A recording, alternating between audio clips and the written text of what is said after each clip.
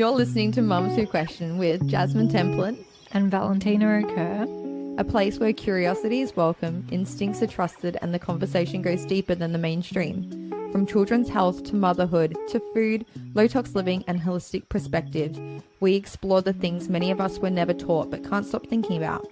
This is for the mums asking questions, looking closer, and wanting to make more informed choices for themselves and their families. Quick note before we start, everything we share is from our own perspectives and curiosity. Our guests share their own views too. Nothing on this show is medical advice. Please always consult a qualified health professional before making any changes to yourself or your kids.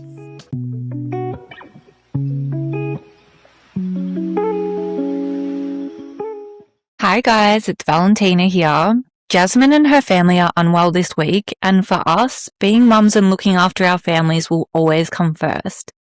So for today, it's just me, and I'm joined by a super mum and dear friend of mine, Tamsyn Zaskin. Tam is a mum to her toddler Maya, who is almost 5, and also her 1-year-old twins, Ricky and Miley. She has such a powerful birth story with her twins. She really advocated for a VBAC despite a lot of pressure for intervention, particularly as she went past her due date. She's also someone I've always admired for the way that she navigates motherhood and postpartum. She can laugh through the chaos, but she's also incredibly real about the hard parts. I'm so excited for you to hear her story.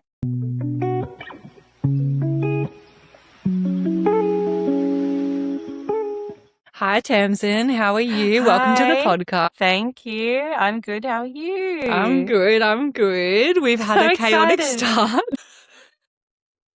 I think it's still going. My God, we've made it somehow. We have. We're here.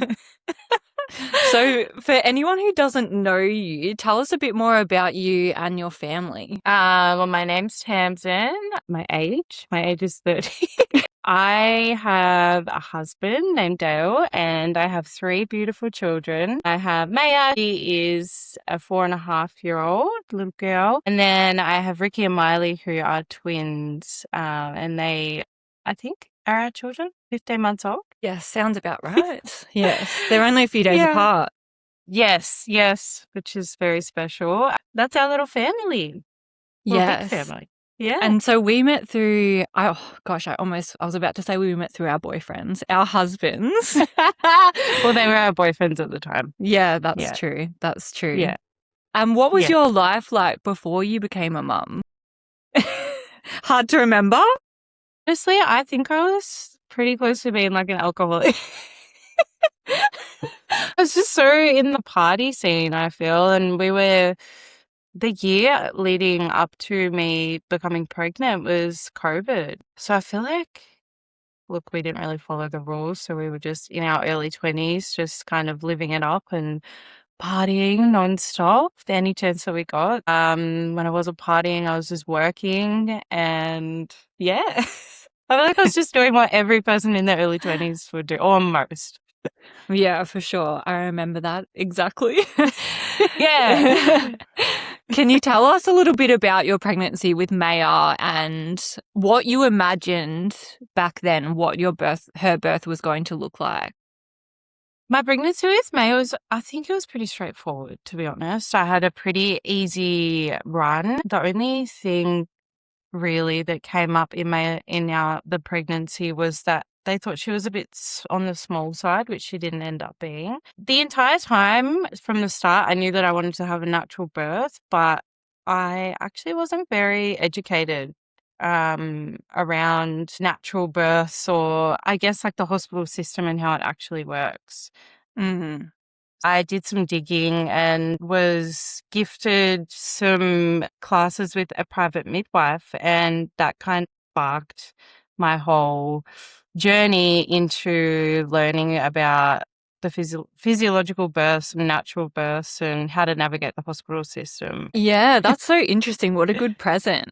Yeah, it was such a good gift. I ended up using the same midwife throughout the twins' pregnancy. I just ended up learning so much that you would just never think of yourself. I think when you think about having a private midwife or having birthing classes, you think you learn how to give birth, but it's actually like having an ally which a Mhm. lot of people don't know they might need in the hospital. So, yeah, it was perfect. That's so true. Can you tell us a Mm. bit about your birth with Maya? Yes, my birth with Maya was, I think looking back, it could be a little bit traumatic. I had a natural birth with Maya at, I think it was just on 42 weeks. I waited and waited and waited for her to be ready to come. And with that, I had a lot of pressure to be induced, which I declined time and time again. So I ended up going into early labor at about 3 in the morning, and I didn't have her until over 24 hours later the next day. And yeah, I think the birth itself, looking back, it was okay. I ended up having to have an episiotomy, Yep. and I was very close to having forceps and vacuums used, or Mhm. what's it called, a von Truth. But I did actually say no, no, no, and ended up having an episiotomy, and she did end up coming out. We did think everything was fine upon like inspecting her further down the track. I think it took about half an hour for me and Dale to realize that she was a little bit grey, which can be Mm. normal, but she wasn't recovering very well. And she ended up being taken away and then actually taken to the special care nursery where she had to be put on all of these machines. And yeah, we had no idea what was going on. I'd prepared so much Mhm. for birth, but I had no idea what was going on then. I just had no baby Yeah. with me. Yeah. Yeah. I always think about that you mothers are never prepared for what can happen after. Because we had a Mm. similar experience with Saskia. I never really like saying to people who haven't had, like, say, if they are pregnant, because I don't want to freak them out. But Yeah. I do also think that it is something that should be educated, because it really does throw you when you have to suddenly visit your child and you didn't ever expect that being a possibility. It's really hard when you do so much preparation to give birth and you can stop and ask questions and come back later to things. But then when, let's just say, a traumatic birth happens or your baby has to go to special care after, you have to make decisions straight away without being Mm, able to actually ask other people. So yeah, that can so really, true. yeah, it's something that you can't, or you can prepare for. But when you've never done it before, you always just never imagine these things happening to you. I know. That was a big one for me. I remember it was the same thing that I was still being stitched up. I didn't have an episiotomy, but Yeah. Ada was the one that went, and they asked him about, well, I'm assuming he doesn't even remember. That's the thing. It was just so go, go, go. Yeah. And then after, I was like, yeah, I felt like you don't even get the opportunity to think about the choice. And they do, well, in my case, a lot of the midwives really made it out like you don't have a choice, Yeah. You which actually is, do. You yeah, actually I know do. I learned that later, which I Mm, hated it, because Saskia was mm, really just put on antibiotics for precaution. And in same. hindsight, she didn't need to be. And that, Yeah. yeah, is really hard to swallow when you do understand that it, yeah, it has such an It could have impact been on them. prevented. Yeah, Yeah. Yeah. for Yeah. sure.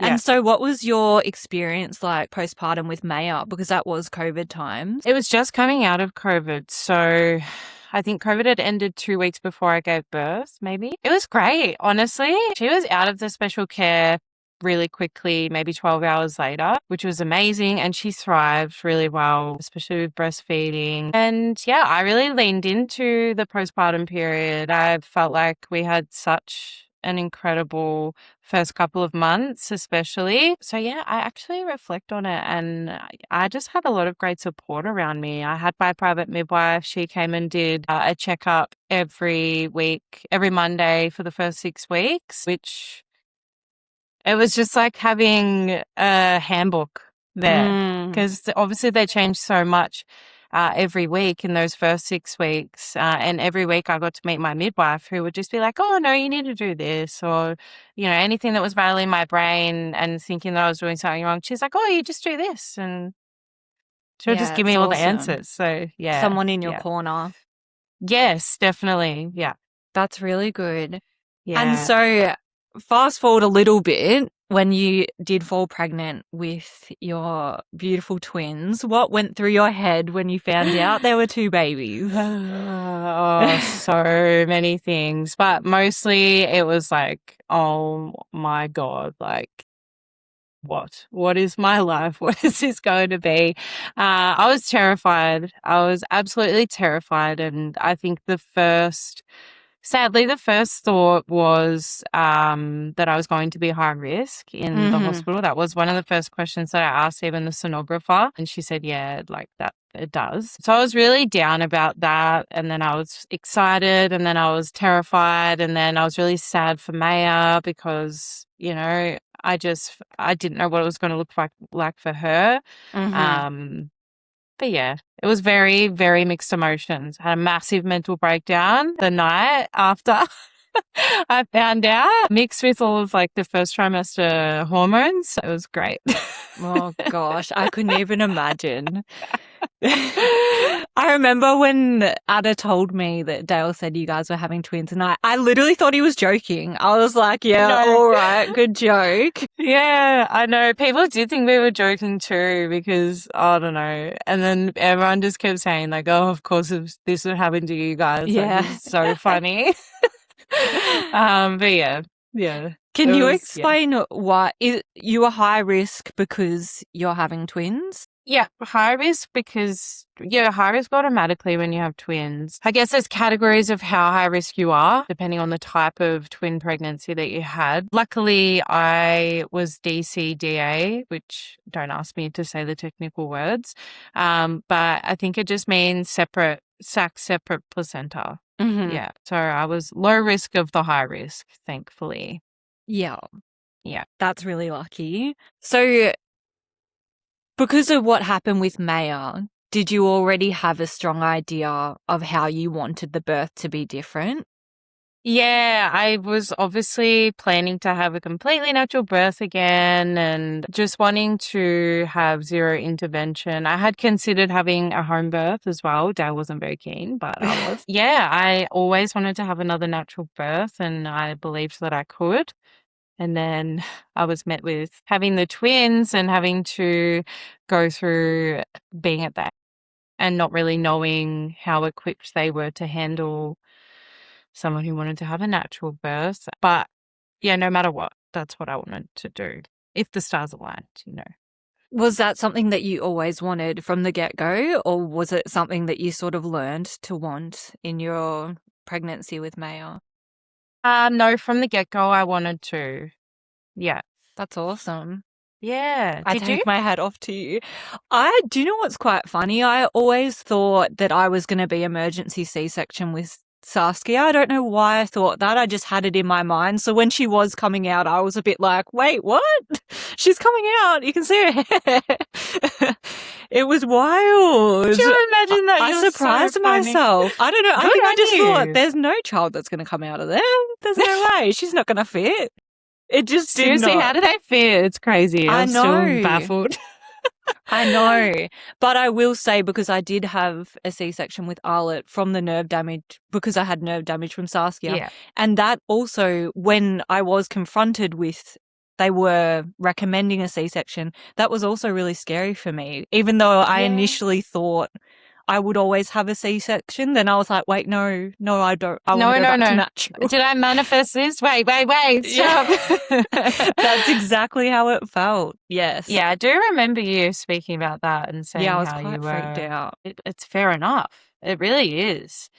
I think I was more scared to have a C-section than give birth naturally. I can understand. Yeah. And I feel like there's other people who, and there's other people who are the opposite. Yeah, I know. A lot of So- people are the opposite. But I Yeah. now think if I was to have a third, that I'm like, maybe let's just go natural. Let's just test it out. But Yeah. everyone in my life is like, you could end up with permanent nerve damage. Don't do that. But I don't know. I feel like I would want to get more advice because you just don't know. Everyone, I mean, you probably had similar experiences that in the midwife program that everyone was just like, no, no, C-section. You just go Yeah, C-section. okay. Like, no one really wanted to discuss it. They were just all, no, this is a safer option. You should go with that. Yeah. So yes, I think it is something that in hindsight, I probably could have investigated more. There's always another story. There's 100 million stories that you could someone who's been through the same thing, who's done what you want to do. There's always someone out there, I feel. For who, sure. yeah. That's why You I just find have- your story so interesting, because with twins, and I guess this is a great question for you, is when did the conversation start for, hey, we should probably be having a C-section or some type of intervention, induction? What was it like, and how early on do they have those conversations with you? Honestly, so early on. I think because I was so ready to fight about having a natural birth. I didn't know, but I was actually I think my first doctor's appointment, because you have to have let us see the midwives when you're high risk. So I just saw all the doctors. I didn't realize she was actually the head of. Oh, And so I'm in there like, I'm going to have a natural twin birth. And if you can't do this for me, I'm going to go to.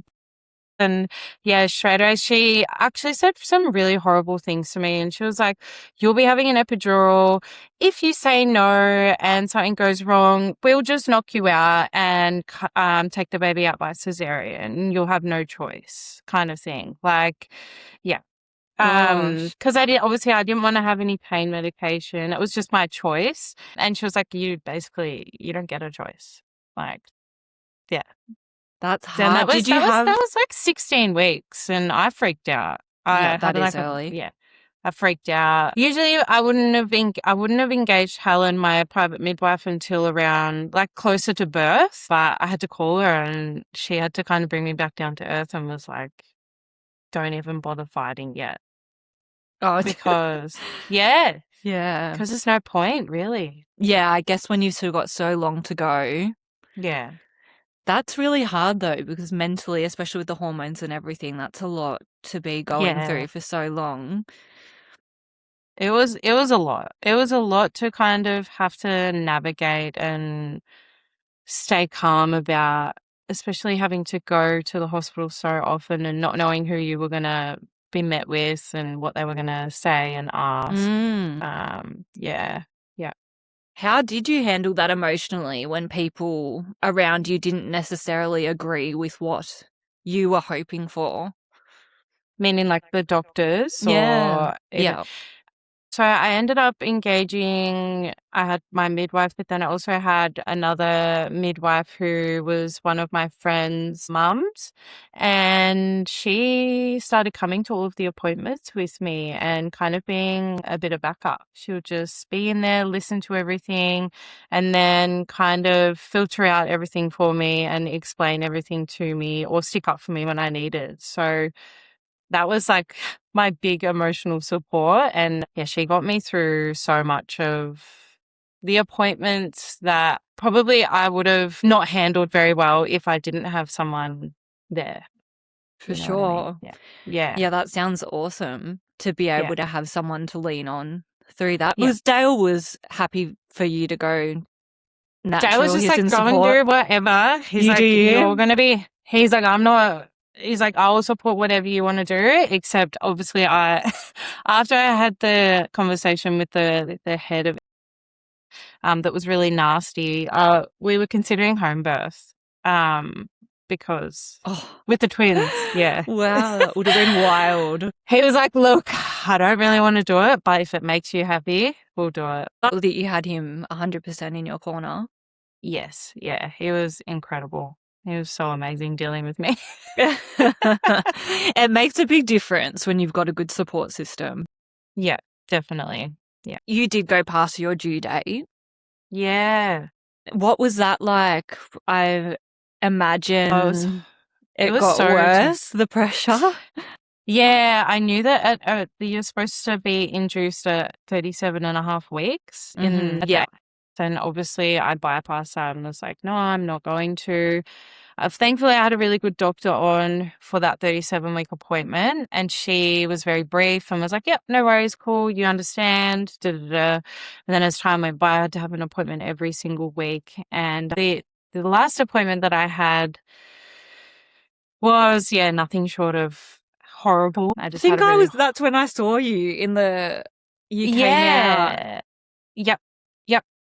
Yeah. That's when I got to see you and Ada with Arlette for the first time. It's so Yeah. cool. I'll never forget that. This Yeah, is such a cool neither. moment. I ended up having a really terrible appointment where she was quite horrible to me. We ended up making a formal complaint about her because she was so terrible. It was probably the Wow. first time that I felt really vulnerable and actually ended up saying yes to a vaginal exam, which insane. Like, I would never. I was just so vulnerable, and she kind of pressured me. And thankfully, Shelley was there. And as she was like drawing the curtain, Shelley was like, are you sure you want to do that? Like maybe we can go and talk to the ladies in FMAC, like the fetal monitoring, and you can do a scan and just see how you're feeling after speaking to them because you know them, you're a bit more familiar. And I just like popped out of whatever world I was in, and was like, no shit, what am I doing? Allowing this nasty doctor to coerce me into like having a vaginal exam. Shelley was really worried that she was going to give me a stretch and sweep without knowing. So that's wild. Yeah. She reckons she would have as well. And I'm like, no scary. shit. That's really scary. It was horrible leading up. Some doctors were okay. Some doctors were horrible. Some really condescending and questioning if I knew anything about what could happen. Yeah. Yeah, so that's so hard. I really take my hat off to you mentally that you were able to remain so strong. That would have been really tricky to put that to the side. It was the people around me though. Definitely having very supportive people. For sure. Can you take us to the day you finally went into labor? What happened? I think I honestly think I was in labor when I saw you, but I just didn't know. Really? Yeah, because when I was going in to I was coming out, maybe I was going in or coming out to have the fetal monitoring done. Mm-hmm. And towards the end of it, Shelley was like, oh, can you feel some period pain? And I was like, no, I can't, because she could see my tummy was contracting. And then I went home and we were making a plan for me to actually have my waters popped the next day if nothing happened, just because you don't know what can happen. It was getting to the pointy end with twins. 41 weeks almost with twins. And then, I started to feel some regular contractions coming on at around 11 when I was resettling Maya.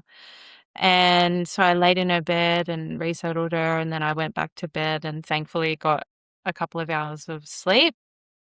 And then, I woke up in full labor. So that was really exciting. And it was a pretty short labor. Thank God.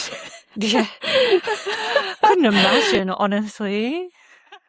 So I labored at home for like 2 hours before I called Shelley. She was always coming to the birth, and then also called Eb, my best friend, and she came. So we were all up and everything was just moving really quickly, to be honest. My waters broke at home, which was cool because that never happened with Maya. But that brought on lots of strong contractions. And before we knew it, my mum was there to look after Maya, and it ended up being, I think, nearly 6 by the time we were on the way to the hospital. We got to the hospital and we got in, walked up, and I got in there. It was honestly, it felt like it went for so long, but I was only there for an hour and a half, I think. Wow. Yeah. That's really quite short. I didn't even realize that. Yeah. So I think, I got to the hospital at, 6 o'clock. And you had no intervention? You had the TENS No, machine? so when I had the TENS machine. Was that helpful? Amazing. Mm-hmm. Amazing. Yeah. I just didn't know I wasn't allowed to wear it because I ended up having to have an electrode on Ricky's head and you're not allowed to wear them, obviously. I think it interferes. So I had to take that off when I was actually pushing the babies out. So that was, that sucked. Yeah. Why did you have to have that on Ricky's head? It just, it's one of those things that I knew that I would just say yes to help everything just keep flowing instead of having intervention, because it allows them to have further monitoring and to kind of keep, I guess, the doctors happy, but also know that he actually is doing okay. Because it's continuous monitoring, and I feel like with the wireless monitoring, it can slip or they can lose their heart rates. Yeah. That was just something that was on my birth plan that we had already agreed to. We knew that would be a question that was asked, and that it could potentially, if we did say no to it, it could lead to intervention a lot sooner. Yeah. Yeah. But yeah, it really wasn't much time for anything anyway. I mean, the first kind of thing that they asked was, do you want any pain medication? Do you want an epidural? And I declined. And looking back, they really wouldn't have had any time to do it anyway. Yeah. Yeah. They definitely wouldn't have. Yeah, because it just moved so quickly. I was just standing, then on the bed, they were getting monitored. Then I started pushing, or the contractions started coming on really quickly. And yeah, so they were just checking on Ricky, and then they kind of were losing his heart rate. I feel like maybe I was starting to push him out and his heart rate was dropping, and that's when they did the fetal electrode. His heart rate dropped. They questioned whether we should do an episiotomy. And basically, I was happy to. I was open to doing an episiotomy, but he just started coming out, and I flipped over, and yeah, he actually he came out. Amazing. And Miley came out afterwards, no problems? I was holding on to Ricky and breastfeeding, trying to initiate breastfeeding to keep the contractions going. And then we had to get the monitor on Miley to make sure that she was still head down, because a lot of time with twin births, the second baby can flip transverse, meaning like sideways, and that can end in a breech extraction. So yeah, they were checking for her position, and luckily she was head down and ready to come out. So it was, about 10 minutes. It was 10 minutes on the dot in between them coming out. Miley came out with her head, it was in the sack, which was really special. And she came out sunny side up and lifted her onto my chest, and there she was. Yeah, it was crazy. Crazy. It is crazy to think about, especially after you had so much pushback on what you wanted. Yeah. How did you feel? Was it really empowering? It was so empowering, because when you have twins, I mean, the room, it's like a traumatic birth. Your room just fills up with all these people. There's two of everyone there. So it was really nice going from Maya's birth, where there was lots of people in the room looking worried, to I looked up when I had both my babies on my chest, and all of the doctors and midwives were just like, had a smile from ear to ear. And I was like, oh my God, I did it. Oh, that's so beautiful. Yeah. Oh gosh. Yeah. Don't make me cry again, please. I know. Your birth video is always the one that gets me. Yeah, it was, honestly, I think I was on cloud nine. That my birth really paved the way for my postpartum period. Like it really did. And I knew that it would. I just knew that would have a big effect on the way everything went from then on. That's why I guess that's why I'm so passionate about it, I think. What would you say to mums in a similar position to you, say if they are pregnant with twins and do feel like they have to jump straight to a C-section or some type of interference? I think if you don't have any support with you in the room while you're having your appointments, just know that you never have to answer questions on the spot. You never have to say yes to anything. you can always go and get a second opinion, whether it be from another doctor or a midwife or a friend or Facebook groups. I know it sounds silly, but they're all real people who have real stories and have been in the same position. That's really good advice. And interesting that you just touched on your postpartum period. I did want to ask, was you obviously had Maya already, a toddler at the time. How was that postpartum experience the second time around now with twins? The postpartum experience, I loved it. I had a beautiful time with the twins. I think that that is the one thing that I was not prepared for, and that I don't think that you can be prepared for, was how much it would change Maya's world. And it makes me want to die thinking about it still till this day. Because in the first 2 weeks after, I think Maya went through a really big like emotional shift where she was obviously having her own realization of how much her world has changed. Like they're not going anywhere. And yeah, that was the hardest part. 100% the hardest part. It's really tough. Yeah. Have you found that for Maya has gotten better as the twins get older? Yeah, definitely now that she can kind of play with them. Maya was really keen and eager to be hands-on, but obviously she was so little and the babies are so little. Yeah. She was just not old enough to understand, but she was at a good age. But yeah, I will never ever try and say that it was a beautiful experience with, twins and a toddler. It was honestly so rough at some times, like really rough. The hardest part, 100%. Yeah, I don't know how you did it, because when I had Arlet, for me it's a lot easier now that they're bigger and they can play together, but at the start I found it so difficult. And maybe that was because our age gap was quite small, that Saskia didn't really understand even Anything. basic safety or getting them Yeah. in the car. Like she couldn't yet climb in herself. So things like Yeah. that. But I mean, you had twins, so you had to get two in the car. Anyways, but it was just so difficult. And so sometimes when people say to me that they want a bigger gap, I think I can see the pros in that, because they do understand a bit more. You can speak to them a little bit more. Yeah. Yeah, it's I mean, very...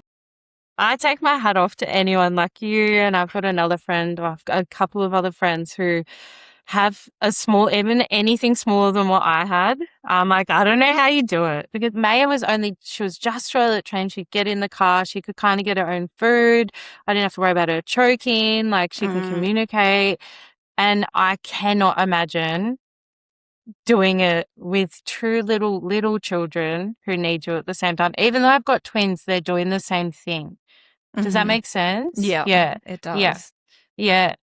Yeah, I think Yeah. toilet training's a big one. I always say to a few friends now that if you can toilet train your first before you have a baby, or at least before they come, you might be pregnant at the time, it'd be so much easier, because we toilet trained Saskia recently, and it was so difficult that she would say, I'm going, and I would just have to kind of put Arlet down or try grab them both, and then Arlet's crying, and you're like, yeah. so much Even happening.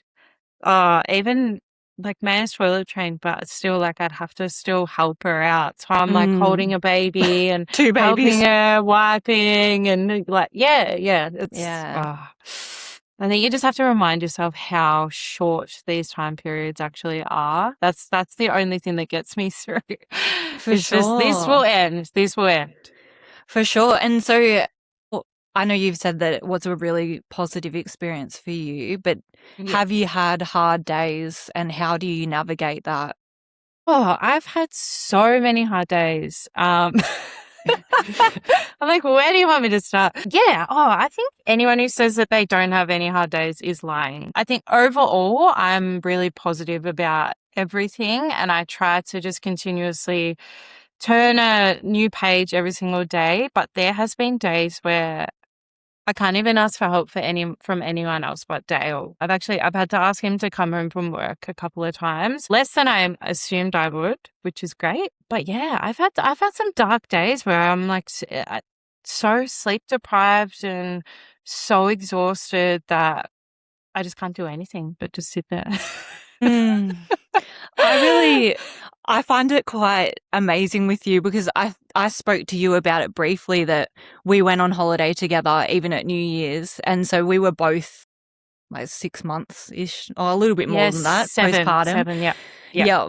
And I found with the sleep deprivation and everything, and we were with more your friends, not people that I'm super close with, which are absolutely beautiful people. But I just felt like I couldn't have an adult conversation. Every time I was surrounded by new people, even I remember one night I was talking to Dale and then I just kept thinking, why am I being such a weirdo right now? I can't even talk. I thought he's probably looking at me like, I literally know you. Like, you know, when your mind races and you're trying to think of everything to say and then you just Yeah. think, I don't even know. My brain I can't think function right now. I think the other thing with that is when you are sleep deprived, you also are so much more critical of yourself. For So no sure. matter how, like, if you think you're being weird, you're probably the only one that thinks it. No, it's real though. I That's do something that gets, get what that you is mean. something, yeah, so that's something that really gets me through is I always ask myself when I'm really sleep deprived, it's day 3 sleep deprivation, no sleep. I'm running off like, the sniff of a coffee and like 4 hours of sleep over 3 days. Like when you're really like, you feel like you've been on a bender, you have to ask yourself, like, is this my normal self or am I just sleep deprived? Are these thoughts real or am I just not the same version of myself? Absolutely. I kept Yeah. thinking that. Like, I swear, Yeah. guys, I'm not a weirdo. I know what's going Yeah. on. Just having a moment over here. Don't mind me. Seriously, you should like be able to just like wear like a slogan on your top and be like, please don't mind me. Like whatever I say, Yeah. it's Literally. And I think it's breastfeeding as well, because obviously Yes. that has a huge hormonal impact, which even sometimes I try to explain to Ada, even now, because I've been breastfeeding or pregnant now for 4 years. Yeah. And that really does change your anxiety, your irritability. Yeah. And yet it can be hard to remember that. Breastfeeding stops me from being, which is weird. I think it's what stops me from being able to cry when I need to. Yes, I did want to bring this up with you because when we were speaking about sort of Yeah, the joking other about the day. fact that we don't have tears coming out, when you said it, I was like, oh, thank gosh, this happens to someone else. Because even sometimes Ada and I would say, I've had a really hard day or something, and I would have to look at him and say, I'm actually really sad right now. Like, I should be crying. I don't know why I'm not. I know that you're used to me crying a lot, so you probably think I'm fine, but I'm not. I'm not okay. Yeah. I don't know why I'm not crying. I And know, when you said it, I was like, okay, good. It doesn't just happen to me. A shower cry. I honestly miss crying in the shower, but I just can't do it anymore. Like, Yeah. and even if I do, like, I'll cry for 2 seconds and I'm like, oh, far out. Can I just keep going for Give me a few more minutes. Yeah, but it's just, I don't know why. I feel like every day I'm so used to just being like, oh, just get on with it. Like, it's not going to change. So just get used to it, get on with it, swallow it, and it'll be fine. And It's it a bit of usually is. autopilot. Yeah, a bit of autopilot, but I'm not like a zombie autopilot. Some days I can be, but yeah, I don't know whether it's the breastfeeding or it's just my age. Yes. I will say for myself personally, I have started crying more recently. I saw Moana and I cried 3 times in the cinema. my How God, embarrassing. Jealous. I But no, I did. I cried the other night. I was sorry. I don't know what I was crashing out about, but it felt really good. Yeah. Good on you. I'm glad it was a happy cry. Well, kind of. It is funny. I'm the same about forgetting when sometimes I'll have an argument with Ada about something really minuscule that I've just blown up in my mind because I am sleep deprived and whatnot. And then he might like go do something, help a child or something. And sometimes I sit there, I'm like, wait, what was I annoyed about again? Like I have to kind of recap it in my mind. We're all guilty of that. Yeah. I think. Yeah. Being able to, that's one good thing I think that also just helps. Being able to call yourself out on acting a little bit cray-cray is very helpful. For It is helpful. sure. It's I helpful. agree. I feel like Mm. I always had like I never wanted to admit it. Yeah, Even when same I was wrong, story. sometimes I would just keep it going because I'm like, no, I can't admit it now. But recently I've been a lot better, and it does feel better to be able to say, you know what, I was being a little crazy just then. Yeah. I don't know why I don't know why I switched for said that. I was sending messages when Dale, like, he wouldn't even reply. And I'm like, all right, I'm really sorry. Like, he hasn't even, like, gotten to Smoko yet. And I'm like, wait, I've just had a fire with myself. And it's like 10:30. He hasn't even read it. He's like, you all good? I'm like, oh, I'm fine. All good. I wish you could unsend text messages. You need to start talking to him on Facebook where you can unsend. Seriously, WhatsApp or Facebook? Oh, dear. Yeah. Do you So have true. any tips for someone that is trying to go through like being overwhelmed, those type of feelings? I do. I think my advice is very boring, blasé, and basic. But you have to understand that your perspective on everything is how everything will end up going. I hope that makes sense. Mhm. So, yeah, the way that you perceive your own life, I feel, is how that it goes all of the time. So, Mhm. I have to wake up, and usually when I open my eyes, there's 3 people who want my attention, or I don't even have time to go to the toilet. And I know that that's going to happen every single day for the foreseeable future. So I try and just swallow it and know that it's so temporary, and I'm allowed to have moments where I can't be fucked, or, need more help than I usually would. But I do try and tell myself every day that I just have to get on with it. Just have to get on with it. Whether it's small parts of the day or large parts of the day, I just always try and hit the reset button. Press the zoom out button as well, and consider how small this phase is in life compared to the rest of life. And try not live in a way that I will look back and say, I wish I had that time again. Does that make sense? Yeah. For sure. Get stuck in those negative thoughts.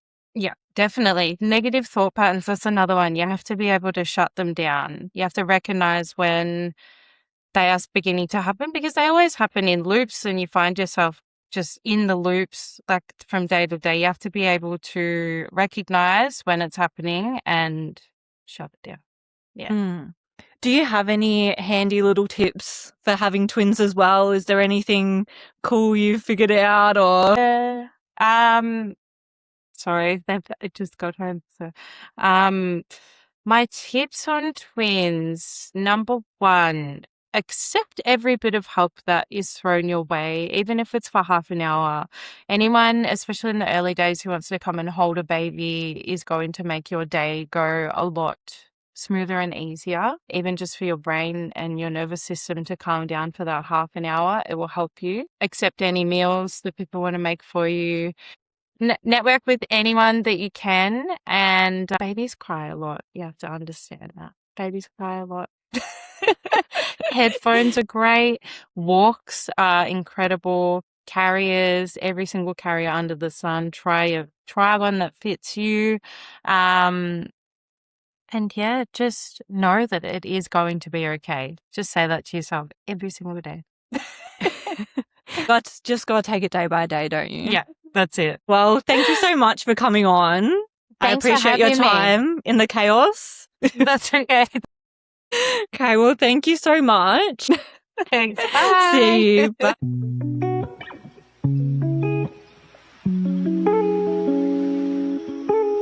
Before we go, we just wanted to say everyone is on their own journey, and there is never any judgment or pressure here.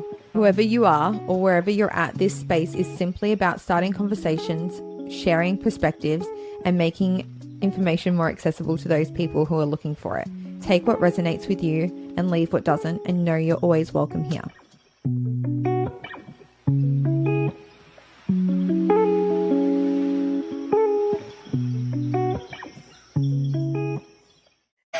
So you actually took me out when you said I thought you were just, I was frozen, and you were like, I thought you were just really good at listening. I thought you were like, crying. wow, she's telling such a good story.